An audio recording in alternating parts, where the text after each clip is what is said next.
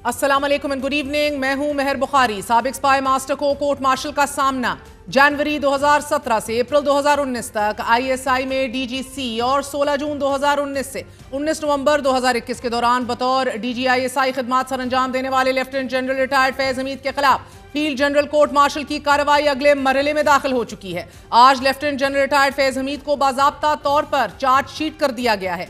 ISPR की जानिब से जारी प्रेस रिलीज के मुताबिक पाकिस्तान आर्मी एक्ट की दिफात के तहत lieutenant general Faiz Hamid retired के खिलाफ कार्रवाई शुरू कर दी गई है। साबिक DG ISI general retired Faiz Hamid पर सियासी सरगर्मियों में मुलव्विस होने का इल्जाम है। आईएसपीआर के मुताबिक साबिक डीजी आईएसआई को सियासी सरगर्मियों और ऑफिशियल सीक्रेट एक्ट की खिलाफ वर्जियों में मुलव्विस करार दिया गया है। आईएसपीआर के मुताबिक जनरल रिटायर्ड फैज हमीद की रियासत की सलामती और मुफाद को नुकसान पहुंचाने और इख्तियारात के नाजायज इस्तेमाल का मुर्तकिब भी करार दिया गया है। साबिक डीजी आईएसआई पे सरकारी वसाइल के गलत इस्तेमाल और अफराद को नाजायज नुकसान पहुंचाने का मुर्तकिब भी करार दिया गया है। आईएसपीआर के मुताबिक मुल्क में इंतशार और बदअमनी से मुतल्लिक पुरतशद्दुद वाकयात में फैज हमीद के मुलव्विस होने से मुतल्लिक तफ्तीश भी जारी है। इन पुरतशद्दुद और बदअमनी के मुतअद्दिद वाकयात में 9 में से जुड़े वाकयात भी शामिल तफ्तीश हैं।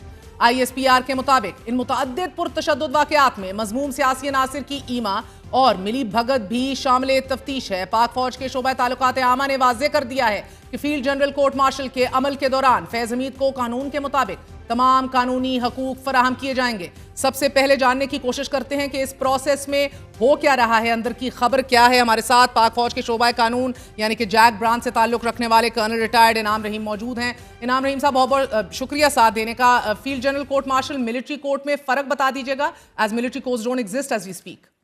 में आर्मी के अंदर अपना एक सिस्टम है जो रेगुलर सिस्टम चलता रहता है, जिसको एफजीसीएम कहते हैं, फील्ड जनरल कोर्ट मार्शल। जब आर्मी के अंदर कोई भी लोग जो सर्व कर रहे होते हैं अगर कोई जुर्म करते हैं तो कन्वीनिंग अथॉरिटी जो है उस इलाके की जो फॉर्मेशन कमांडर होते हैं वो कोर्ट बना लेते हैं और उस कोर्ट को फील्ड जनरल कोर्ट मार्शल कहते हैं। मिलिट्री कोर्ट्स तो आम बनाई जाती हैं, जैसे ये 9 मई वाले के ऊपर मिलिट्री कोर्ट्स बनाएगी सिविलियन का जिसमें ट्रायल हुआ। लेकिन ये एफजीसीएम फौज का अपना एक सिस्टम है जो जहां भी कोई जुर्म होता है, कोई अफसर जुर्म करता है या कोई सिपाही जुर्म करता है, तो keeping in view the sentence. देखें ना, फौज में 3 किस्म की कोर्ट्स हैं। एक समरी कोर्ट मार्शल है, एक डिस्ट्रिक्ट कोर्ट मार्शल है, एक फील्ड जनरल कोर्ट मार्शल है। समरी कोर्ट मार्शल जो है वो 1 साल तक की सजा दे सकता है, लेकिन वो आमतौर पर सिपाही और हवालदार तक के लिए बनाई जाती है। डिस्ट्रिक्ट कोर्ट मार्शल जो है वो 2 साल तक की सजा दे सकता है, और जो फील्ड जनरल कोर्ट मार्शल है वो सजाए मौत भी दे सकता है। तो जो भी कन्वीनिंग अथॉरिटी हैं या फॉर्मेशन कमांडर जिनकी फॉर्मेशन में कोई जुर्म होता है वो इस कोर्ट को कन्वीन करते हैं और उसके बाद अकॉर्डिंगली चार्जशीट दी जाती है और उसका ट्रायल शुरू होता है। ट्रायल का तरीकाकार वही है जो हमारी आम अदालतों के अंदर। इधर मुमकिन सजाए मौत हम देख रहे हैं, लेकिन जनरल रिटायर्ड फैज हमीद का लीगल स्टेटस क्या है कर्नल साहब? जब ये रिटायर हो गए तो is he still under the military law for the purposes of official secrets act या सिविलियन है ये?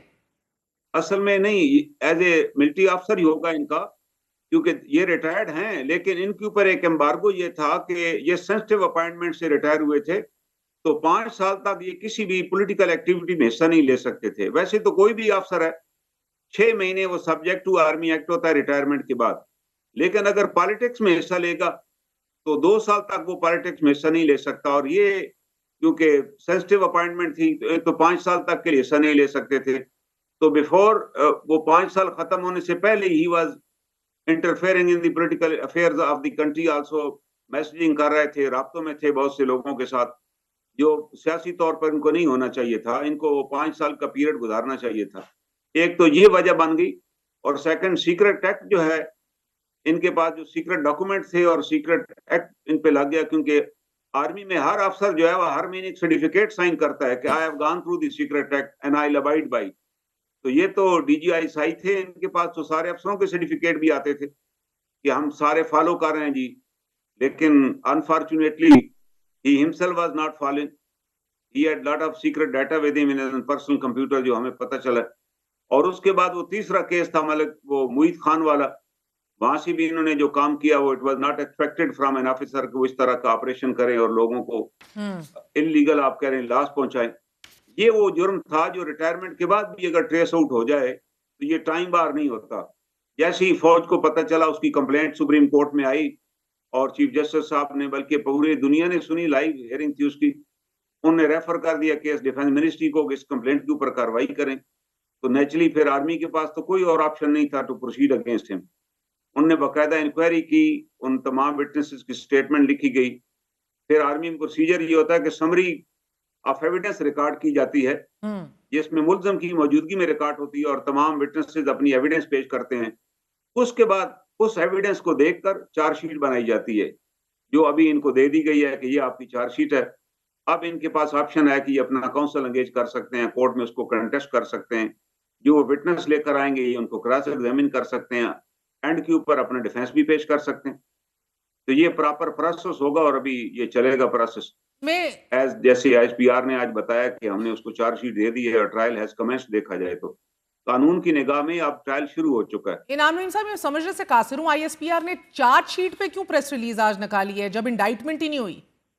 एक्चुअली उनने डायरेक्ट चार्जशीट नहीं उनने शेयर की, एक्चुअली उनने क्रक्स ऑफ दी, जो इनके खिलाफ जुराइम है इनके, उसका क्रक्स दिया है कि इनके पास ऊपर सीक्रेट एक्ट का भी चार्ज है।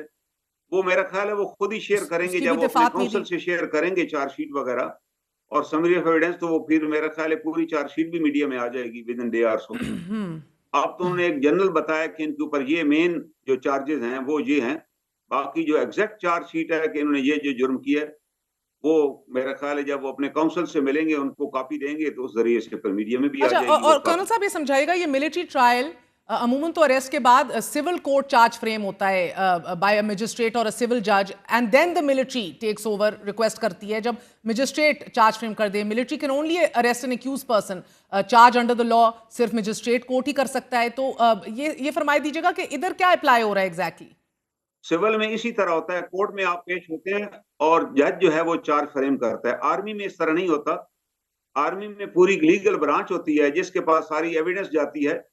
जज एडवोकेट जनरल ब्रांच है आर्मी की, जिसका काम है कि एविडेंस को देखकर वो चार्ज फ्रेम करते हैं और उस चार्ज के ऊपर कन्वीनिंग अथॉरिटी फिर कोर्ट कन्वीन करती है और उसके ऊपर फिर कोर्ट बनती है और कोर्ट आगे उसी चार्ज पर प्रोसीड करती है। क्योंकि आर्मी में जो लोग होते हैं वो को बराह रास्त जुडिशरी से नहीं आए होते, उनके पास नॉर्मली वर्किंग नॉलेज होता है आर्मी का ही, तो उसके लिए they have a separate zag department जिसमें लॉ क्वालिफाइड अफसर होते हैं, ये उनका काम होता है। सो आप बार बार यही कह रहे हैं he is not considered a civilian. आपके केस में भी मुझे याद है जज वकास रऊफ थे पिंडी बेंच के, इनाम रहीम साहब, एक्यूज कैसे अरेस्ट कर लिया ये सवाल उठा रहे थे तब, only magistrate can declare him an accused. और फिर आप ये जानते हैं कि दीगर केसेस भी ऑन रिकॉर्ड हैं, ब्रिगेडियर FBLE केस 1975।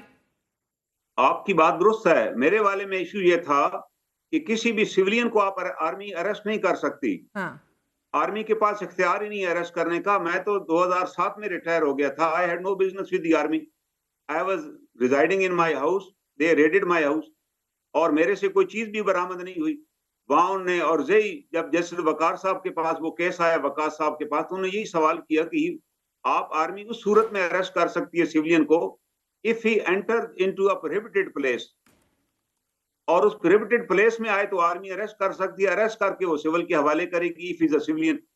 तो ये तो अभी तक उस 5 साल वाला जो फ्रेमवर्क था उसके अंदर अभी भी फॉल करते थे, विद इन 5 years वाला जो उनके ऊपर था कि ये 5 साल तक किसी पॉलिटिकल एक्टिविटी में शरीक नहीं हो सकते थे। तो he was with in the jurisdiction of. और सेकंड, मैंने अपनी सर्विस में कोई ऐसा जुर्म नहीं किया था जिस पर ये मुझे गिरफ्तार करते। इन्होंने अपनी सर्विस के दौरान वो एक डकैती की, वो जो मुइज खान के घर पे जो रेड किया इन्होंने, वहां से 400 तोला सोना जो उनकी स्टेटमेंट सुप्रीम कोर्ट में आई वो ले गए वहां से। ये सेक्शन 40 का ऑफेंस है, ये भी टाइम बार नहीं होता।